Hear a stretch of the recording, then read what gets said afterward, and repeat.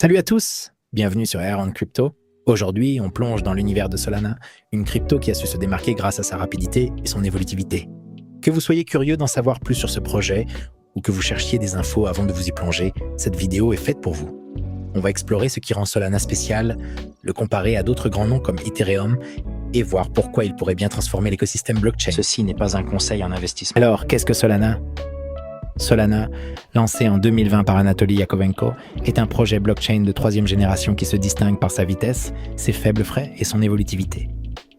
Contrairement à des réseaux plus anciens comme Ethereum, Solana utilise un mécanisme de consensus unique appelé Proof of History, combiné au Proof of Stake. Ce mécanisme permet à Solana d'exécuter jusqu'à 65 000 transactions par seconde, ce qui le rend bien plus rapide que la majorité des blockchains actuelles. En comparaison, Ethereum, avant sa mise à jour vers Ethereum 2.0, ne gère qu'une quinzaine de transactions par seconde, ce qui cause souvent des délais et des frais élevés. L'objectif principal de Solana est de fournir une infrastructure décentralisée hautement performante, capable de supporter des applications à grande échelle, qu'il s'agisse de finances décentralisées de NFT ou d'autres services blockchain complexes. Alors pourquoi Solana a-t-elle un tel potentiel ? Avec la montée en puissance des applications de la finance décentralisée, Solana se positionne comme une alternative solide à Ethereum pour ceux qui cherchent une infrastructure rapide, peu coûteuse et moins énergivore. Son écosystème est très large et varié, incluant la défi avec des plateformes comme Jupiter pour les échanges, des oracles comme Pit Network pour connecter les données externes à la blockchain, et même des outils pour créer des meme coins.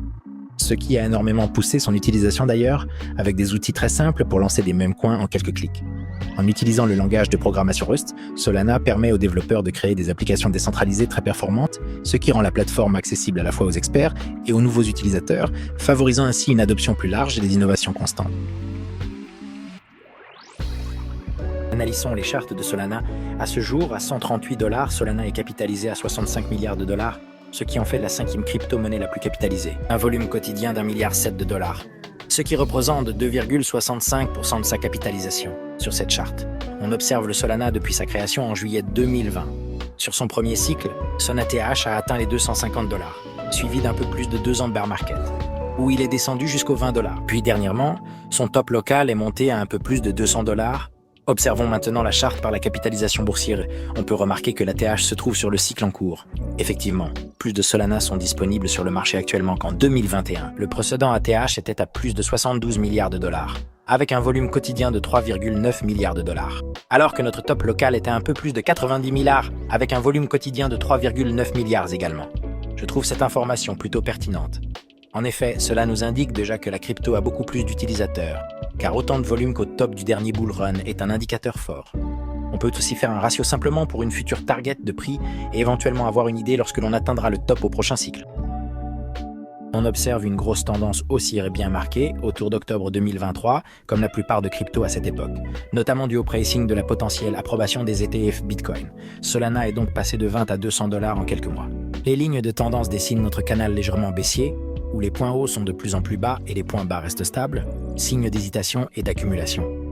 La fin du canal est d'autant plus incertain, notamment à cause de plusieurs événements macro touchant l'ensemble des marchés.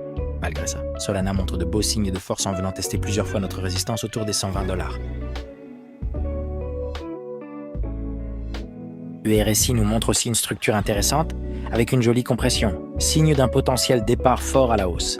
Actuellement, autour des 50 de RSI, j'attendrai un repli sous les 40 pour me positionner ou renforcer ma position. Traçons maintenant les retracements de Fibonacci afin de confirmer nos supports et résistances, en prenant le point bas de notre tendance actuelle et le point haut. Le support principal colle parfaitement avec notre bas de triangle autour des $128. La 0,5 pour notre moyenne et la 382 pour notre première résistance. Notons les points de contact pour essayer d'en tirer quelque chose. On peut observer que pour franchir la première résistance, on double tape le support pour aller chercher la deuxième résistance. Dans notre cas, il nous manque un retest pour pouvoir repartir vraiment à la hausse, ce qui peut confirmer notre idée de se positionner autour des $120 en dessous des 40 de RSI. Utilisons maintenant les moyennes mobiles pour confirmer notre mouvement et notre projection. En jaune, la moyenne 200, en rouge la 100 et en vert la 50. Le retournement du 5 septembre, où la 200 est passée au-dessus des deux autres, peut nous envoyer un signal d'achat. D'autant plus qu'au top local suivant, on est venu la traverser proprement.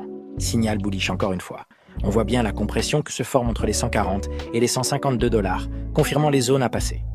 Le prochain signal à surveiller est la Golden Cross, le croisement de la moyenne 50 à la hausse avec la moyenne 200.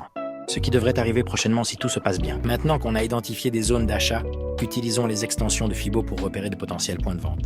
En prenant le point bas de départ de ce cycle, le point haut est le point le plus bas du retracement. Le premier palier de vente serait au 1,618 pour un sol à 320 $. Puis les deux 618 et 3,618 à 450 et 580 $. On peut voir ici mes propres targets de vente en pourcentage de mon bag. Rendons-nous sur Market Cap Off afin de comparer le sol et l'Ether. L'Ether est en perte de vitesse depuis quelque temps. Pourquoi pas imaginer que le sol prendrait sa place? Sur une capitalisation actuelle, le sol atteindrait donc les 626 $, soit un x4. Une target entre les 3,618 et les 4,236.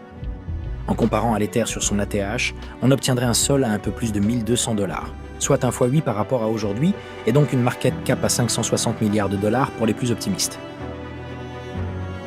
Solana est un projet crypto ambitieux et solide, devenu un incontournable dans le monde de la blockchain grâce à sa rapidité, son efficacité énergétique et son accessibilité.